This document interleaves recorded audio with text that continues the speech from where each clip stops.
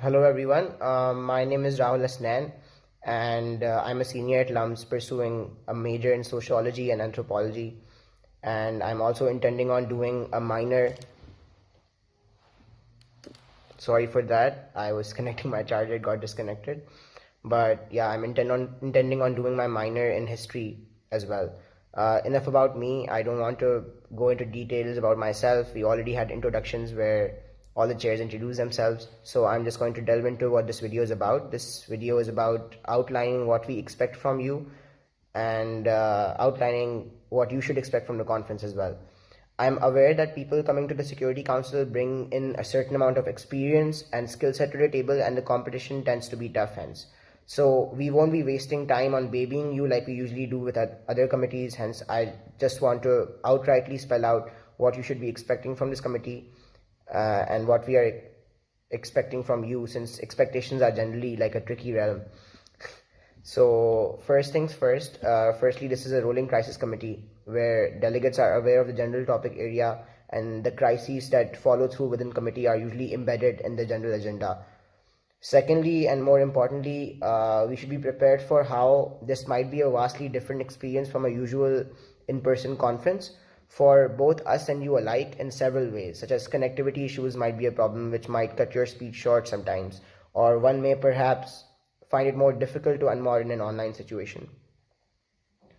And likewise for us, things might be difficult where some members of the dais might have connectivity issues sometimes. We might miss out on something, but we'll try our best that connectivity issues aren't a problem on our end.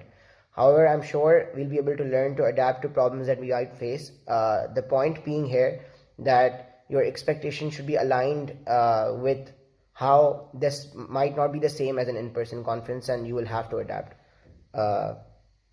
in that sense.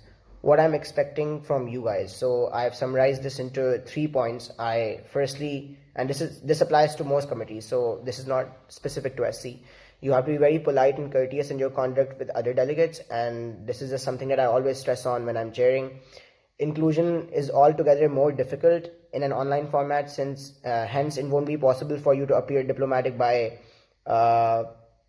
doing things like picking up the laptop and sitting in the middle of the circle, or just being very loud when the ACD is around. These things won't work. So you have to generally try and work with people and make effort on that end for a change. Secondly, you should be well researched in the sense that you should have read the study guide and should have followed the pandemic timeline and should be aware of the newer developments that just came in, about all the chitter about vaccine dissemination, about vaccine approvals. And yes, there is such a thing as too much research, because it's very difficult to utilize pages and pages of uncategorized information. It would be better to have fewer pages and documents, but more organized and structured in that sense. Thirdly, and I think most importantly, is that you should learn to read the room. And this is a skill set.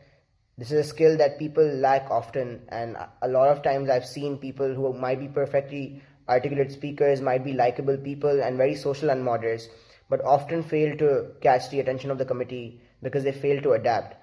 I feel adapting is a skill which is specifically necessary for a rolling crisis committee like the Security Council this year at LUMUN, because at certain points, too much information might be dumped on you, but you'll have to exhibit a sense of prioritization and adaptation to make sure you're leading the committee towards progression. Good luck and don't fall sick. We only have a few days to go till we see each other. See you.